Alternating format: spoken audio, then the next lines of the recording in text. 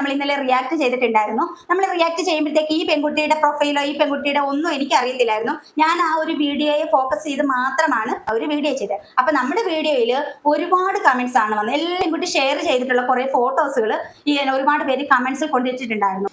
അപ്പൊ എനിക്ക് കമന്റ്സിൽ വന്ന ഫോട്ടോസ് ഞാനിപ്പോ ഇവിടെ കൊടുക്കാവേ, നിങ്ങളൊന്ന് കണ്ടു നോക്ക്. എന്താ പറയണ്ടേ, ഈ ഒരു ഫോട്ടോ കണ്ടിട്ട് എന്താ പറയേണ്ടത്? അടുത്തൊരു ഫോട്ടോയാണ്. ഇതൊക്കെ മറ്റുള്ളവർ എനിക്ക് കൊണ്ട് കമന്റ്സിൽ എനിക്ക് കൊണ്ട് ഷെയർ ചെയ്ത ഫോട്ടോയാണ് കേട്ടോ. നോക്ക്, ഈ ഒരു ഫോട്ടോ നോക്ക്. അത്യാവശ്യം എല്ലാം ഓൾറെഡി ഇതുപോലെ റീൽസ് ആണോ എനിക്ക് അറിഞ്ഞുകൂടാ, ഫോട്ടോസ് ആണ് നമുക്ക് വന്നിട്ടുള്ളത്. അത്യാവശ്യം എല്ലാം കാണിച്ചിട്ടുണ്ട്. ഇനി ഇതിൽ കൂടുതൽ ആ ബസ്സിലിരുന്ന് ആ അമ്മാവൻ എന്താണാവോ കണ്ടത്.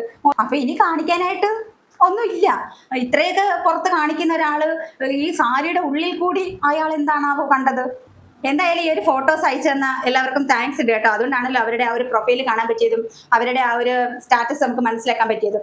അപ്പൊ ഉദ്ദേശം നമ്മൾ ആ പറഞ്ഞത് തന്നെയാണ്, വേറൊന്നുമല്ല. അത്യാവശ്യം റീച്ചിന് വേണ്ടി ചെയ്തൊരു സംഭവമാണ്.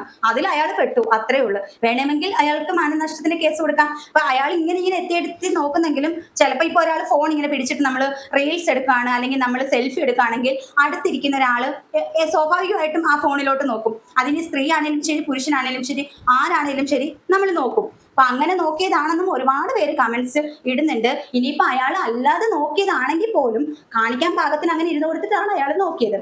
അപ്പൊ ഇതുപോലെ എക്സ്പോസ് ചെയ്ത് ഫോട്ടോസ് ഇടുന്ന ഒരാൾക്ക് പറയാനുള്ള യാതൊരു റൈറ്റ്സും അതിനകത്ത് ഇല്ല.